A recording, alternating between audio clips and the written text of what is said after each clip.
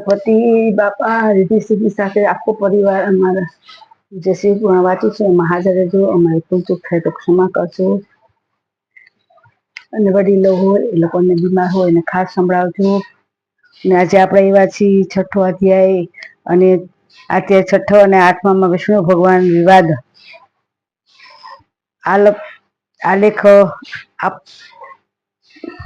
આલેખવામાં આવેલ છે. છઠ્ઠો અને આઠમામાં આલેખન આપણા ત્યાં આવ્યા છીએ. છઠ્ઠો અધ્યાય બ્રહ્મા તથા વિષ્ણુનું યુદ્ધ.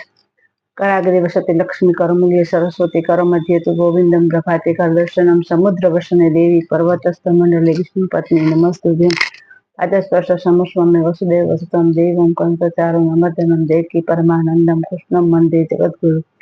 ગુરુ બ્રહ્મા ગુરુ વિષ્ણુ ગુરુ દેવો મહેશ્વર સાક્ષાત પરબ્રહ્મા તસ્મૈ ગુરુદેવ. શાંતિ શાંતિ. અધ્યાય છઠ્ઠો.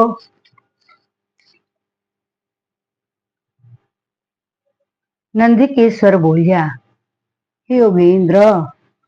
યોગેન્દ્ર પૂર્વે કોઈ વખતે શેષ સાયનવાળા વિષ્ણુ ભગવાન લક્ષ્મીજી તથા ગુરુ દાદી પોતાના સેવકો સહિત શયન કરી ગયા હતા. તે વખતે જાણનારાઓમાં પણ શ્રેષ્ઠ બ્રહ્મા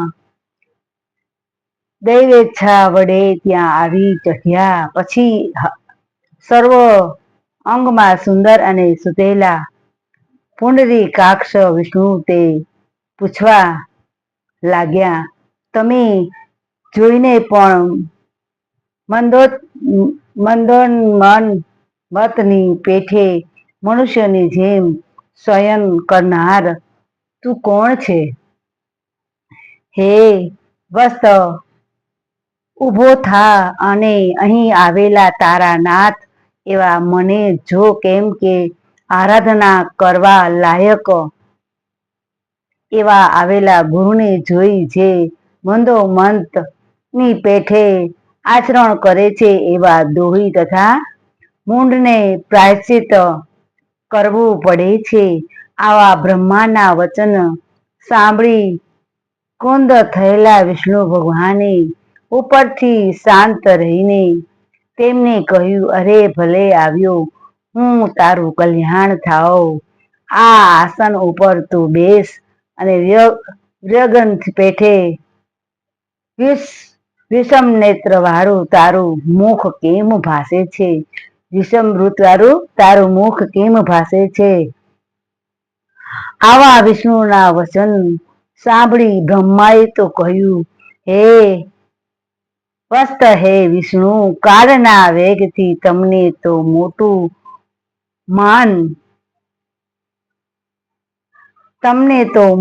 માન આવી પડ્યું. હું તો પિતામહ તમારો તથા જગતનો રક્ષક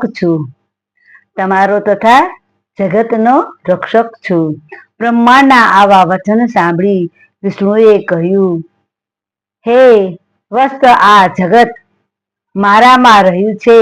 તું તો ચોરની પેઠે હું રક્ષક છું તેમ માને છે. મારા નાભિ કમળથી તું ઉત્પન્ન થયો છે, માટે તું મારો પુત્ર છે. જેથી આવી રીતે તું મિથ્યા ભાષણ કરે છે.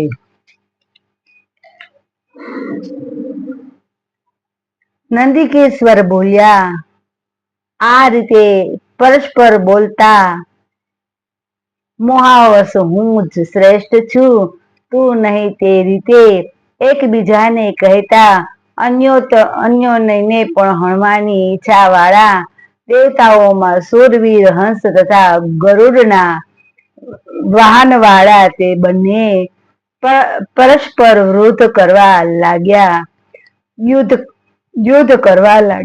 તે વખતે બ્રહ્માના તથા વિષ્ણુના ગણો પણ પરસ્પર યુદ્ધ કરવા લાગ્યા. તેટલા જ વિમાનમાં જતા નર નારી સર્વ દેવ જાતિઓ માં આશ્ચર્યરૂપ એવા આ સંગ્રામને જોવા માટે ત્યાં આવ્યા અને આકાશમાં રહી ઈચ્છા પ્રમાણે યુદ્ધ જોતા દેવતાઓ પુષ્પને વરસાદ કરવા લાગ્યા. દેવતાઓ પુષ્પને વરસાદ કરવા લાગ્યા. એટલામાં તો યુદ્ધમાં ક્રોધ પામેલા વિષ્ણુએ બ્રહ્માના વક્ષસ્થળમાં અસહ્ય એવા બાણ તથા વિવિધ પ્રકારના ઘણા જ શસ્ત્રો ફેંક્યા. પછી ક્રોધ પામેલા બ્રહ્માએ પણ વિષ્ણુના વક્ષસ્થળમાં અગ્નિ સરખા દુઃખસહ બાણ તથા ઘણા જ શસ્ત્રો ફેંક્યા. એટલામાં આશ્ચર્યરૂપ આ સમ રાગણને જોઈ દેવતાઓના ગણ અત્યંત આકુળ વ્યાકુળ થતા હતા. તેટલામાં દુઃખથી પણ દુર્બલ અને ક્રોધ પામેલા શ્વાસોશ્વાસ લેતા મતિ મહાન વિષ્ણુએ બ્રહ્માની ઉપર મહેશ્વરાસ્ત્ર સાધ્યું.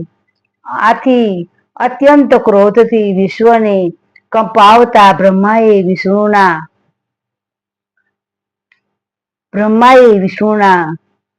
વક્ષસ્થળમાં ઘોર એવું પાશુપતાસ્ત્ર સાધ્યું.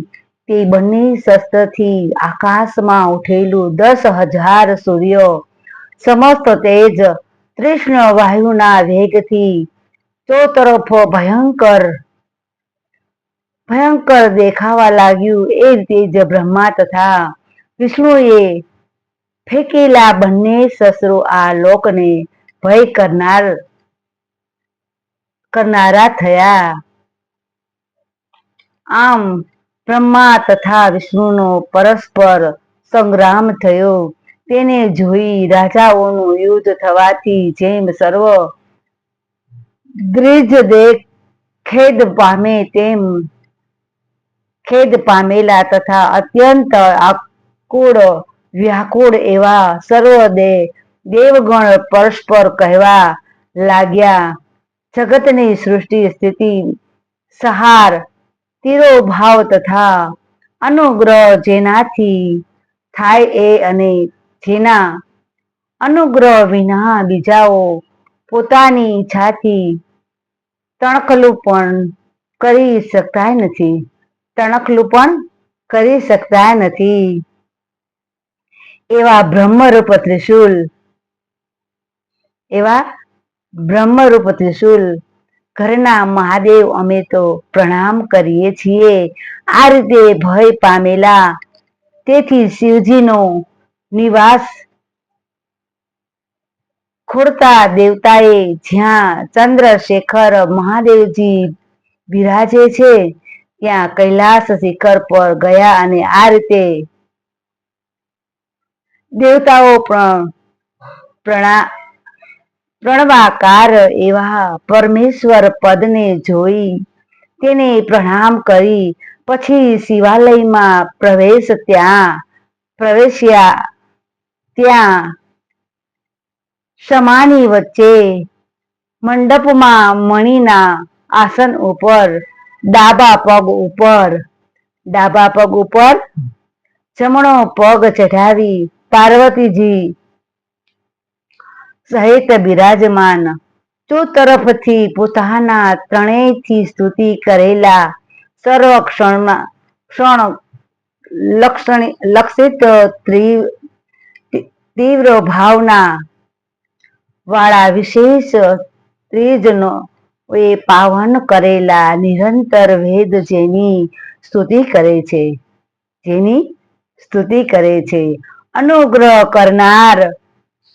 અનુગ્રહ કરનાર દેવ પૂગન શિવજીને જોઈને સંતોષથી દેવગણોએ દૂરથી જ દંડવત પ્રણામ કર્યા. તે સમયે મહાદેવ તે દેવતાઓને જોઈ ગણ દ્વારા પોતાની સમીપે તેમને બોલાવ્યા.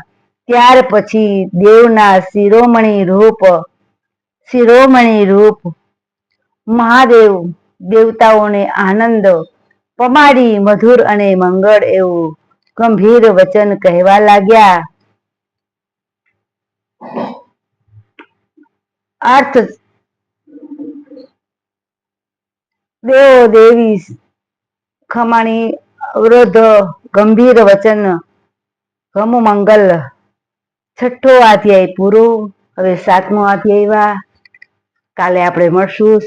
સાતમો અત્યારે છઠ્ઠો અધ્યાય પૂરો થયો છે. સાતમા અધ્યાયમાં આપણે કાલે મળીશું અને સાતમો અધ્યાય વાંચું. બધા મારા વડીલોને, બાળકોને બધાને નમ્ર વિનંતી કે ખાસ ને ખાસ બીમાર હોય એ લોકોને ખાસ ને ખાસ વચાવે તો એના આત્માને સદગતિ મળે એવી મારી નમ્ર વિનંતી છે. તો એના હૃદયમાં બે ભગવાનના નામ જાય. જય શ્રી કૃષ્ણ. બધાને, બધા વડીલોને જય શ્રી કૃષ્ણ.